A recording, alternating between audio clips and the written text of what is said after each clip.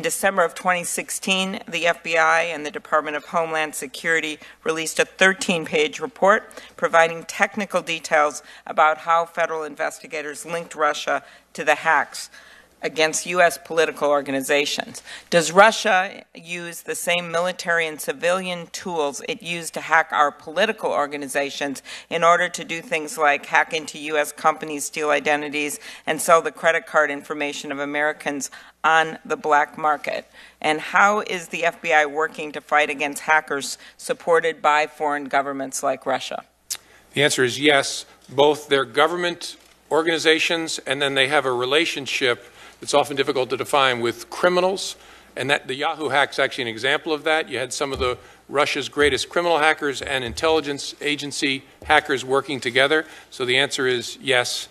And what we're doing is trying to see if we can impose costs on that behavior in a lot of different ways, but including one I mentioned in my opening, which is locking up people. If we can get them outside of Russia, Russia's not too great about cooperating with us when there are criminals inside their borders, but all of them like to travel, and so if they travel, grabbing them and putting handcuffs on them to send a message that that's not a freebie.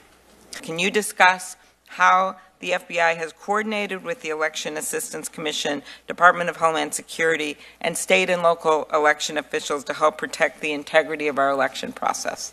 Thank you, Senator. In short, what we've done with DHS is share the tools, tactics, and techniques we see hackers, especially from the 2016 election season, using to attack voter registration databases and try and engage in other hacks. And we've pushed that out to all the states and to the Election Assistance Commission so they can harden their networks. That's one of the most important things we can do is equip them with the information to make their systems tighter. What challenges do these type of attacks present for law enforcement, and what is the FBI doing to prevent these kinds of tragedies?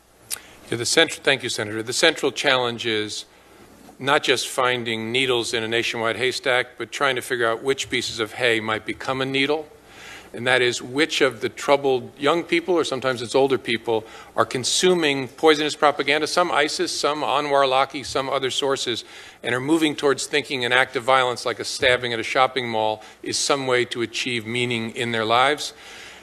And a huge part of it is building relationships with the communities you mentioned, because those folks do not want anyone committing violence in the name of their faith.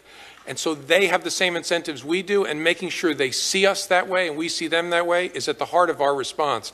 Because we're not going to see some troubled kid going sideways and thinking he should stab people anywhere near as easily as the people around that kid are going to see it. And so getting in a position where they feel comfortable telling us or telling local law enforcement is at the heart of our ability to find those needles, evaluate those pieces of hay, and stop this.